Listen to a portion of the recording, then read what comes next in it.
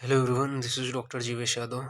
तो according to NCSM syllabus Charak समिति का सिद्धि स्थान का 12th नंबर का जो चैप्टर है वो यहाँ पे अपन देख रहे थे। और सीरीज को कंटिन्यू करते हुए आज की क्लास में हम लोग सिद्धि स्थान का अंतिम अध्याय, ठीक है, 12th, जिसका नाम क्या है, उत्तर बस्ती सिद्धि अध्याय, वो अपन देखेंगे। ठीक है, स्टार्ट करते हैं। तो आज का लेक्चर, उत्तर मतलब क्या होता है? उत्तर मतलब होता है श्रेष्ठ। ठीक है, तो यहाँ पे सबसे पहले बताया गया है संशोधित व्यक्ति की रक्षा में उपमा। ठीक है, किस प्रकार से आपका जो है संशोधित व्यक्ति की रक्षा करना है, तो उसका उपमा बताया गया है कि किस प्रकार से रक्षा करना है। जैसे तरुण अंडे की रक्षा किया जाता है, ठीक है, नया जो अंडा है उसकी रक्षा करते हैं। या तैल पूर्ण, तैल से भरा हुआ जो पात्र है उसकी रक्षा की जाती है। या गोपाल यू दंडी, जैसे गोपाल जो है वो क्या है, डंडे से, ठीक है, गाय की रक्षा करते हैं। ठीक है, उसी प्रकार से अपने को जो संशोधित व्यक्ति है उसकी रक्षा करनी चाहिए, ये यहाँ पे बताया गया है। तो जिस प्रकार तरुण अंडे की रक्षा की जाती है, तेल से पूर्ण पात्र की रक्षा की जाती है, और जो गोपाल होता है, चरवाहा जो होते हैं, वो डंडे से गाय की रक्षा करते हैं। ठीक है, उसी प्रकार अपने को संशोधित व्यक्ति की रक्षा करनी चाहिए। तो ये चीज़ यहाँ पे बताया गया है।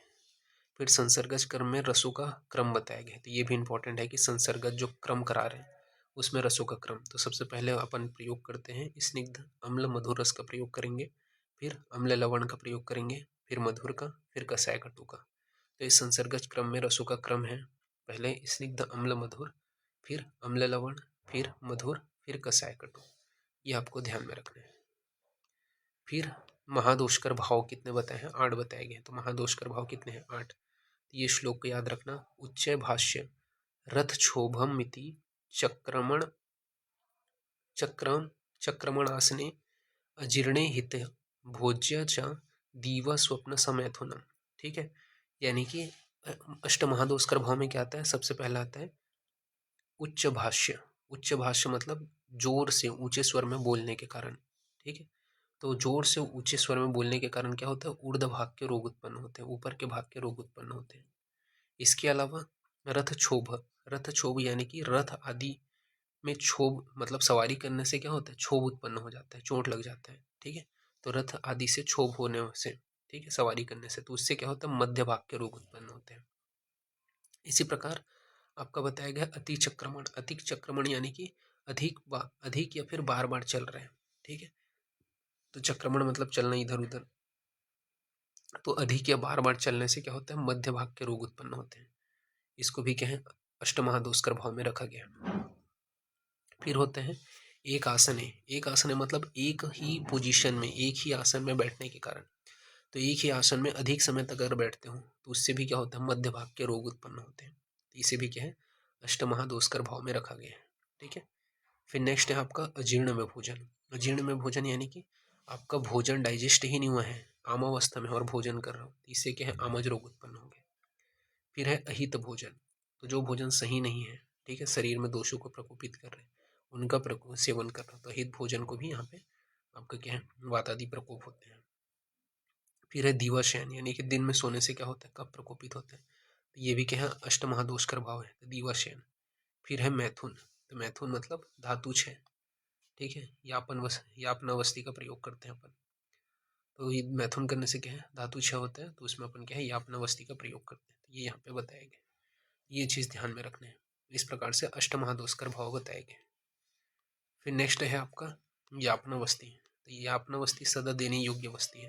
ठीक है, यापनावस्ती क्या है? सदा देने योग्य वस्ती है। मुस्तादी यापनावस्ती बताया गया है। तो मुस्तादी यापनावस्ती जो है शुक्र मांस बलवर्धक होते हैं तथा मूत्र विकार व प्रमेह में प्रयोग करते हैं। तो मुस्तादी यापनावस्ती शुक्र मांस बलवर्धक होते हैं, वो मूत्र विकार व प्रमेह में प्रयोग करते हैं।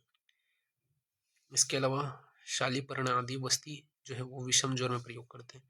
तो शालीपर्ण आदि वस्ती का प्रयोग विषम ज्वर में करते हैं। स्थिर आदि यापन वस्ती का प्रयोग वृश्य बताया गया। तो स्थिर आदि जो यापन वस्ती है वो क्या है? वृश्य बताया गया। मयूरादि जो वस्ती होते हैं वो मैथुन असमर्थता में प्रयोग करते हैं। तो मयूर आदि वस्ती जो है वो मैथुन असमर्थता में प्रयोग करते हैं। फिर चतुर स्नेह अनुवासन वस्ती। तो चतुर स्नेह या अनुवासन वस्ती अगर स्नेह स्त्री में प्रयोग करते हैं, ठीक है, चतुर स्नेह अनुवासन वस्ती अगर स्त्री में प्रयोग कर रहे हैं तो गर्भदायक होते हैं, और पुरुष में प्रयोग कर रहे हैं तो शुक्रवर्धक होते हैं। फिर यापन वस्ती में अपथ्य बताया गया है कि यापन वस्ती अगर दे रहे हैं तो क्या क्या चीज़ें नहीं करनी है, तो व्यायाम नहीं करना है, मैथुन नहीं करना है, मद्य का सेवन नहीं करना है, ठीक है, और एक यात्रा नहीं करना है। तो ये जो है अपथ्य बताया गया है। कुल वस्तियाँ कितनी बताई गई हैं, तो 216 वस्तियाँ बताई गई हैं, ठीक है। मधु मिला देने से यापन वस्ती की जो शक्ति है वो बढ़ जाती है। तो ये चीज़ याद रखना है कि मधु मिला देने से यापन वस्ती की जो शक्ति है वो बढ़ जाती है।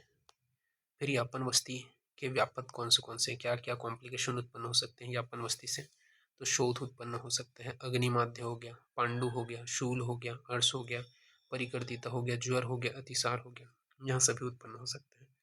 तो यापन वस्ती के व्यापक कौन से हैं, तो शोथ, अग्निमांद्य, पांडु, शूल, अर्श, परिकर्तिता, ज्वर, अतिसार।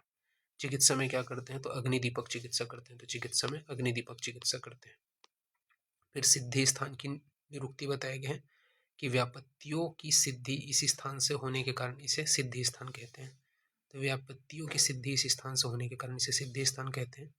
अग्निवेश संहिता में कुल अध्याय कितने हैं, 120 अध्याय हैं, ठीक है, जिसमें सूत्र स्थान में 30, निदान में 8, विमान में 8, शरीर में 8, इंद्रिय में 12, चिकित्सा में 30, कल्प और सिद्धि में 12 है, ठीक है। तो ये जो है आपको ध्यान में रखना है। इस प्रकार से ये जो चैप्टर है वो यहाँ पे फिनिश होता है।